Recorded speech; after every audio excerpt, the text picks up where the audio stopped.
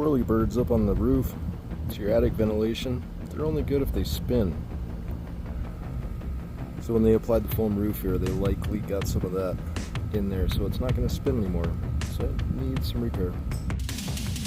If I can teach you anything, can I at least teach you how to not use nails in shingles? Every one of these nails is a water entry point now. Come on. At least seal them if you're going to use nails. Somebody wasn't paying attention in class. We got a TPR valve on top of water heater, going through copper, flexible. You cannot reduce the size of a TPR valve. We've got 1/2-inch copper going all the way out. This is not 1/2-inch copper. So you just basically created yourself a little jet pack for your water heater. This little tiny opening, that thing starts shooting out water, it's gonna keep off. Pretty cool patio cover. I like it, but I like it better when it's secured to the floor. It's monsoon season here in Arizona. What do you think's gonna happen? If you're gonna have irrigation, you might as well be watering something with it.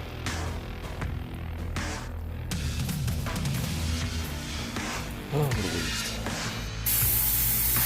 So the hot water is coming out at about 111 degrees. We're in Arizona. If we try the cold water,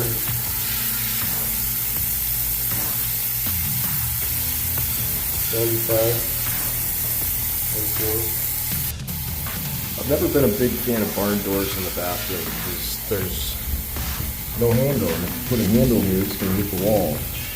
So you're getting fingerprints on the door. Pretty cool looking though. I do like them. So do you think there's a cold air duct sitting right on the ceiling in this hallway?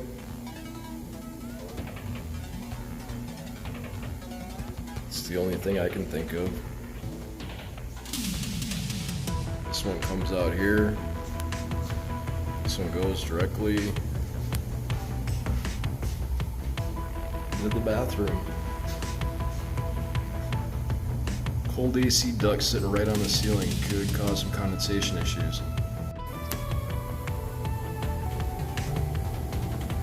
Now we're at 78 degrees there.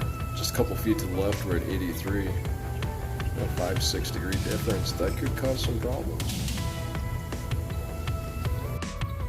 Fancy new tub shower combo. Got nice fixtures in here. Looks like they've been updated. Now this is the old school lifted up to stop the water from draining, push it down to let the water go. The water wants to drain out no matter what I do.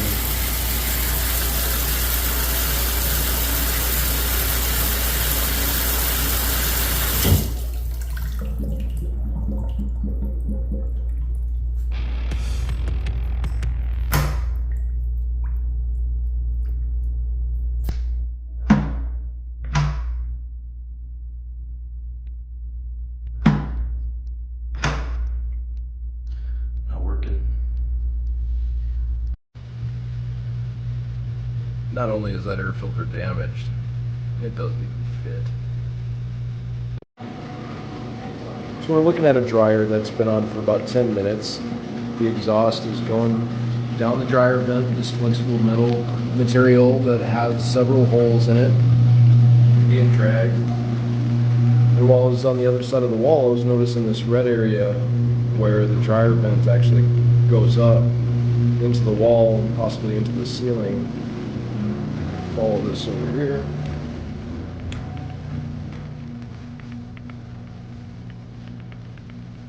You can see where your dryer vent goes up into the roof there. Warms up the wall just a little bit.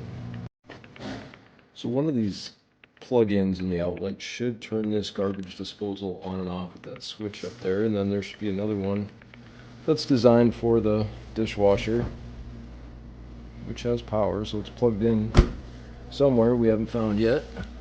They didn't bring the power over to the sink.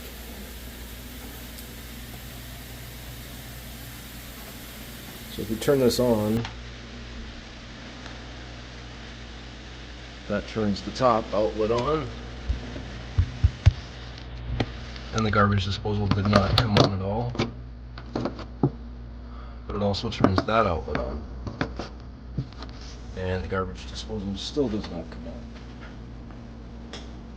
So if I turn that off, that turns off. It's really only meant to have half of that switchable. So it should be at half hot over there, and it should be GFI protected.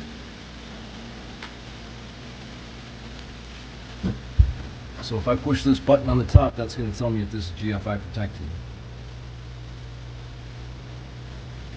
It's not. And it's underneath the kitchen sink. That's an issue. Glitter trap. I never saw a glitter trap before. Some shiny stuff.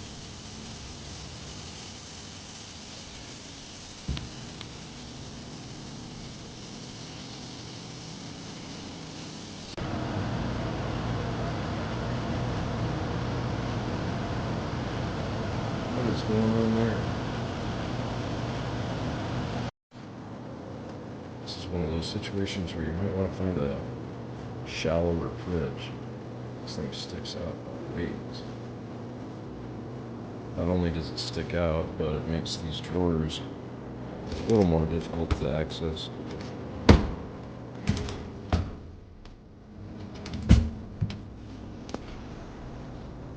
That's out a good foot from that countertop. No screens on your vent already.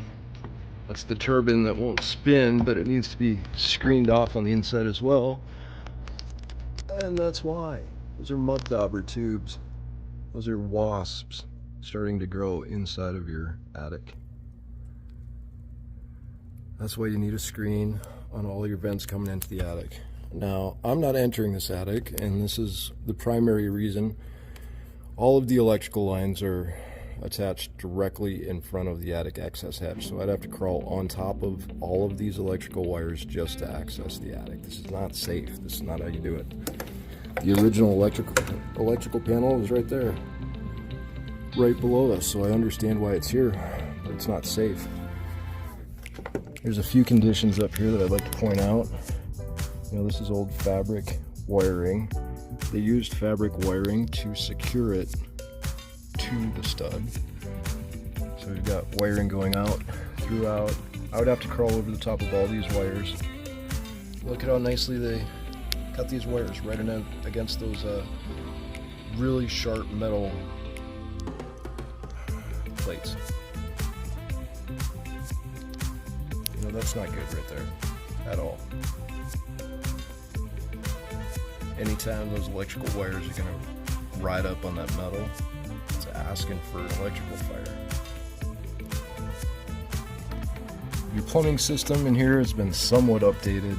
So this is an old galvanized steel plumbing vent stack. Then they replaced ABS over there and ABS down. This is an old galvanized steel plumbing vent as well. It's unusual how they did the dryer vent, right? They had it going up in the back room, over, and then back down into the carport. And then this is the exhaust they gave us for that. Who knows what that one's for? I mean, that's a dryer vent down there on the floor as well. But I suppose with the remodels, they had to move things around. So now you're pushing your lint up, horizontal, completely horizontal, in the attic, which you can do. But the chance of building up lint is going to be pretty high. Let's see how secure this is. That's how secure that is. Do you just see that? Now I gotta fix it. What is that? What are we touching here? Grounding wire? Bonding wire? Probably. Great, now I get to fix this.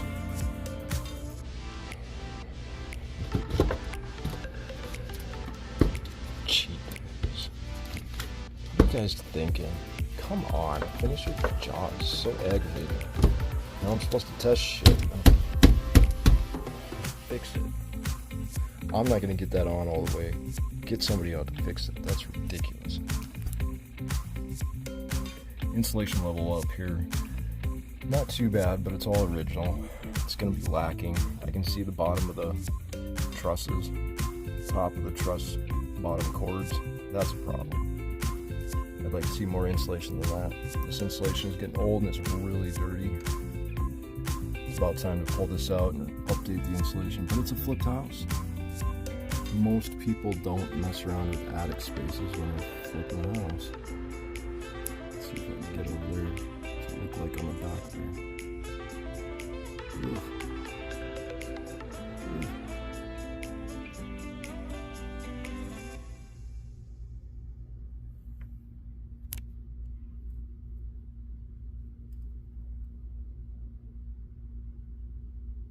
That looks rough. I'm not going to say there's a problem with it. That laundry vent's got to go. That's just insulation that was blown up on the side there.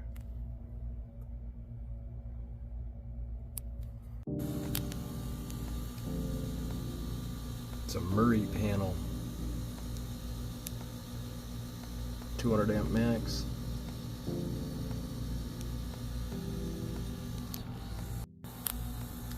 And you see I can't push those wires back because they're pushed up against these wires right there. So this is going to be interesting. I hate doing this. I really do.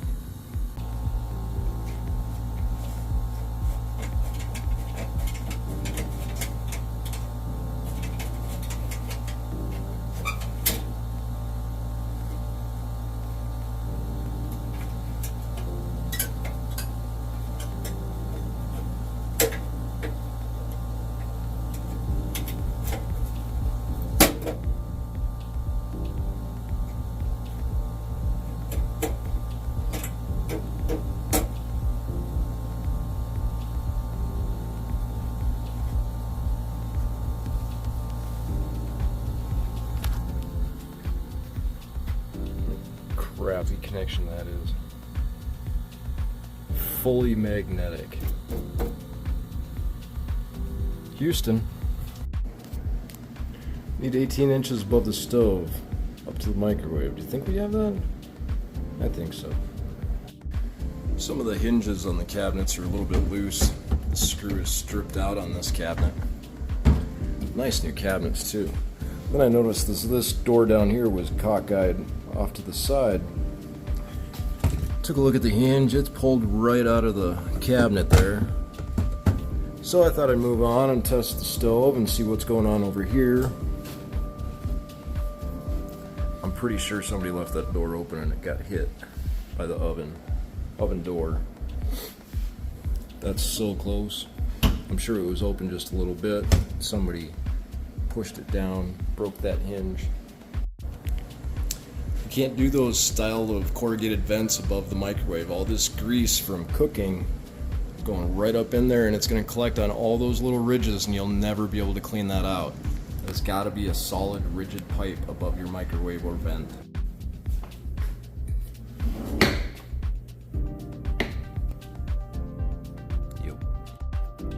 If you have to hurry up and mount a dishwasher and install it, you might as well just run the pipes right through the cabinet where it gets in the way of everything. That's not how you should do it. You need to push those in the back of the cabinet, wrap it around so you can actually use this without breaking all that stuff. That's a water supply with the stainless steel piping, but then that's your drain. You nick a hole in that, and every time this dishwasher drains, you're going to have water going in this cabinet.